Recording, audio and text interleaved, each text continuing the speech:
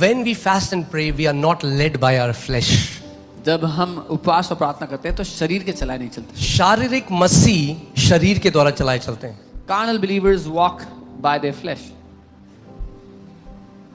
उनका शरीर उन्हें बताता है क्या करना है क्या नहीं करना. Their flesh tells them what they can do or not. नहीं, आत्मिक परिपक्व मसीहों को आत्मा बताता है क्या करना है क्या नहीं करना है. But to spiritually matured believers, the Spirit tells them what to do and what not to do.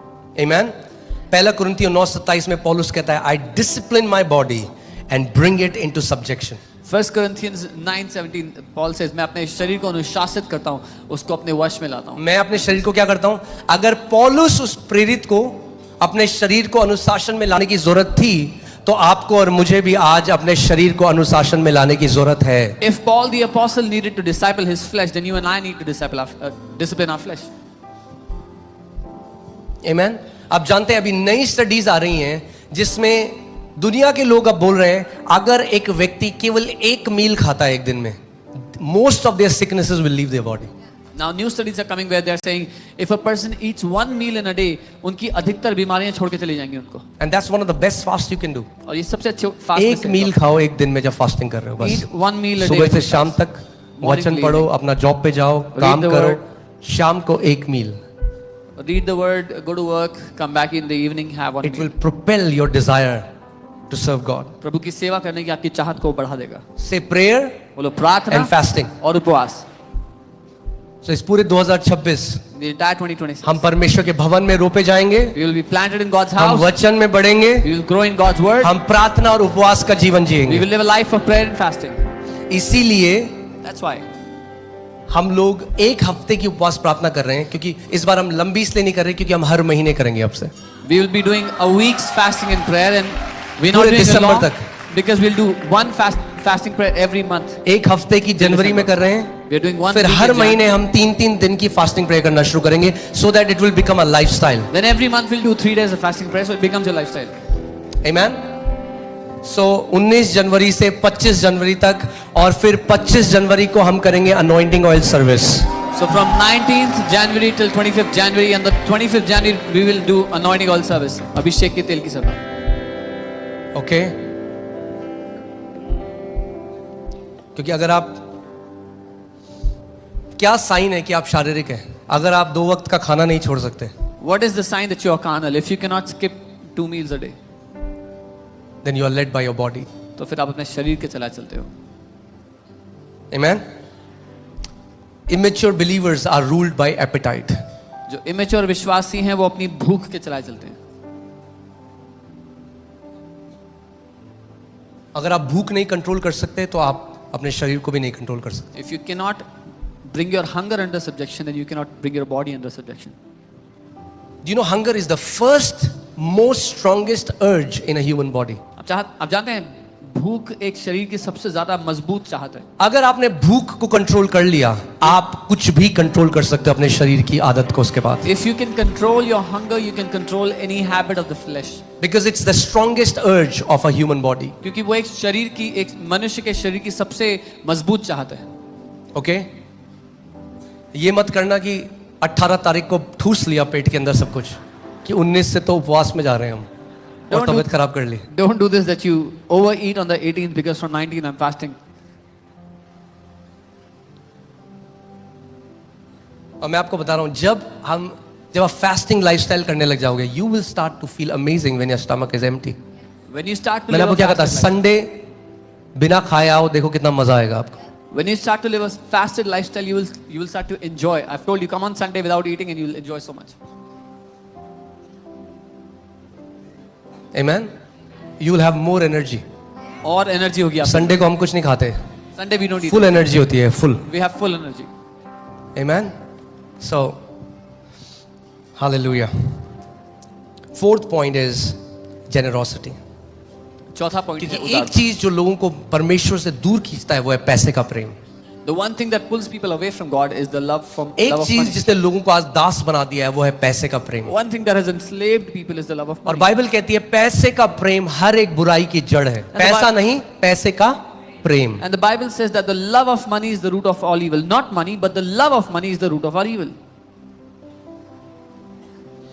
मत्ती 6:24. Matthew 6:24. मत्ती 6:24। कोई मनुष्य दो स्वामियों की सेवा नहीं कर सकता, क्योंकि एक से वो बैर और दूसरे से प्रेम रखेगा, या एक से मिला रहेगा और दूसरे को तुच्छ जानेगा। तुम परमेश्वर और धन दोनों की सेवा नहीं कर सकते। No one can serve two masters, for either he will hate one and love the other, or else he will be loyal to one and despise the other. You cannot serve God and mammon. अब यहां पर ध्यान से सुनना, Now hear carefully. केवल क्योंकि आप एक मसीह हो इसका मतलब ये नहीं आप परमेश्वर की सेवा कर रहे हो। Just because you are a believer doesn't mean you're serving God. तुम पैसे और परमेश्वर की सेवा एक साथ नहीं कर सकते। यानी कुछ लोग हैं जो परमेश्वर की सेवा कर रहे हैं और कुछ लोग हैं जो You cannot serve God and mammon or money together. So there are some people that are serving God, there are some people that are serving money. इसका मतलब ये नहीं कि जो पास्टर लोग हैं जो फुल टाइम सेवकाई कर रहे हैं वो तो परमेश्वर की सेवा कर रहे हैं और जो नौकरी कर रहे हैं वो पैसे की सेवा नहीं, मैं ये नहीं कह रहा। That does not mean that if there's a pastor who's doing full time, कई पास्टर हैं जो पैसों की सेवा कर रहे हैं और कई फुल टाइम है जो परमेश्वर, कई लोग हैं जो नौकरी जा रहे हैं वो परमेश्वर की सेवा कर रहे हैं। Because It has nothing to do with what you do. इसका मतलब ये है कि आप किसको सबमिट करते हो, किसको देखकर अपने जीवन के निर्णय लेते हो। कौन आपको बताता है ये कर? क्या पैसा आपको बोल रहा है? क्या पैसे की आवाज आज आपको चला रही है या परमेश्वर आज आपको चला रहा है? That means who do you submit to? Whose voice do you hear when you do things? Whose voice tells you to do them? Does God tell you to do things and you do them, or does money tell you what you cannot do? To serve means to be governed by.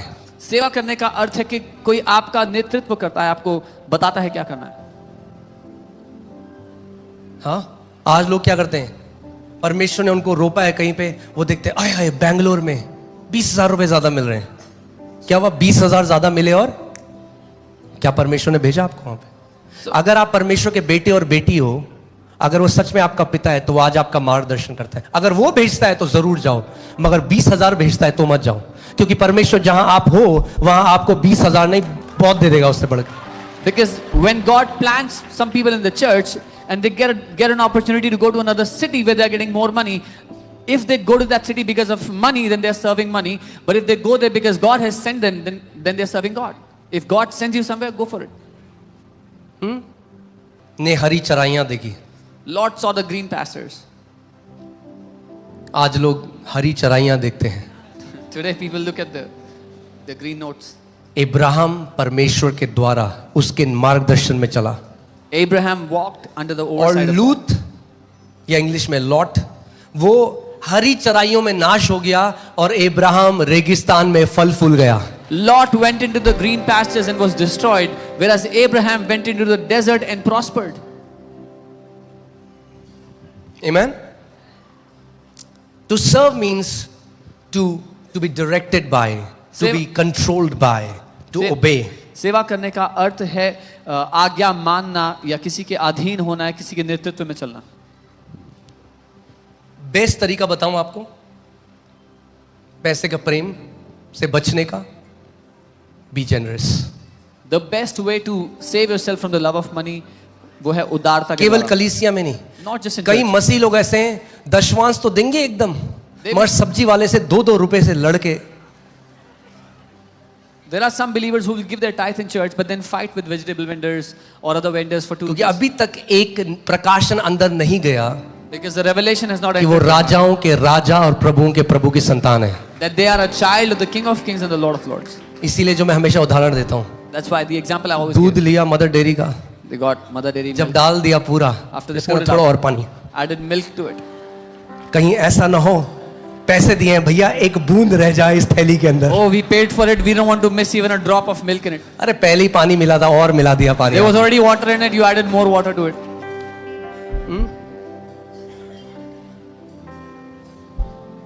एक एक चीज copy में 2 रुपए 10 रुपए की ये चीज। Keeping an account of everything. I bought this for यीशु 2 ने rupees. कहा इन चिड़ियों को देखो, ना बोती हैं ना काटती हैं, तुम्हारा स्वर्गीय पिता इन्हें खिलाता है, क्या तुम इससे मूल्यवान नहीं हो? Jesus said, look at these birds. They don't sow, they don't reap, yet your heavenly Father feeds them. Are you not more precious than these? या तो खुद तुम अपने चरवाहे हो, Either you are या your तो own shepherd, यहोवा तुम्हारा चरवाहा है। or the Lord is your अगर shepherd. यहोवा तुम्हारा चरवाहा है तो तुम्हें कुछ घटी ना होगी। If the Lord is your shepherd, you shall not be in want.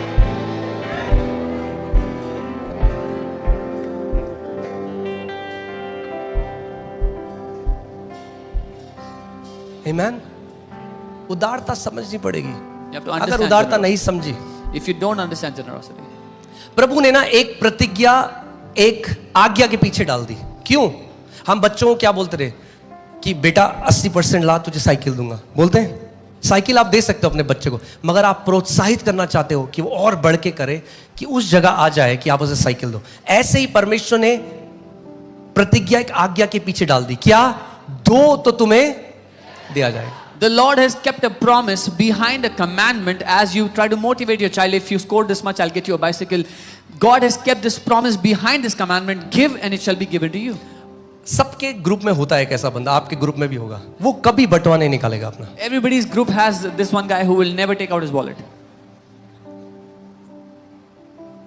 वो देख लेना, उस बटवे में होगा भी नहीं जिंदगी भर कुछ निकालने के लिए।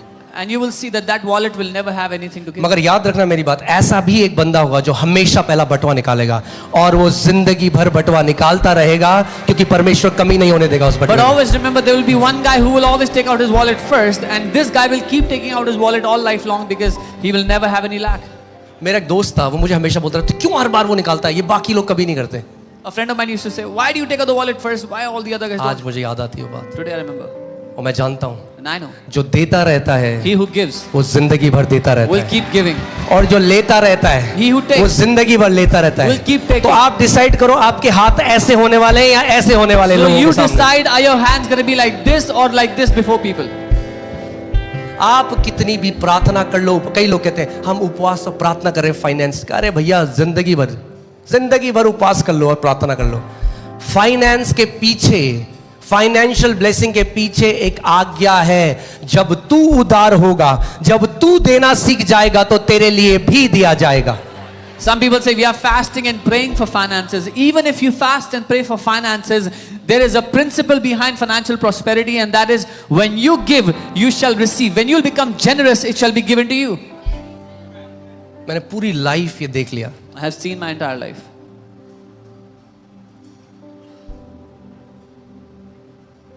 मैं अफ्रीका गया, युगांडा में एक ऐसी जगह जहां बहुत गरीबी थी।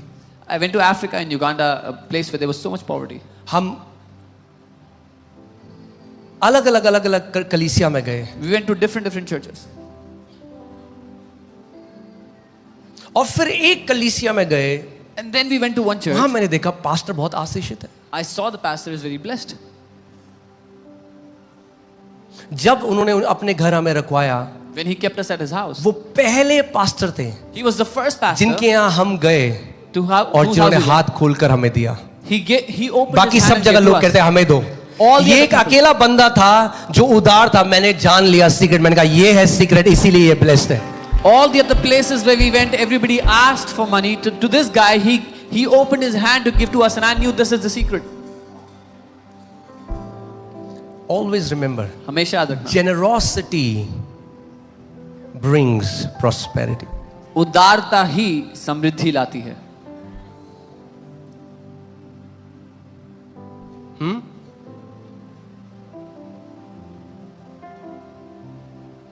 People who understand this. लोग नहीं समझते ये बात।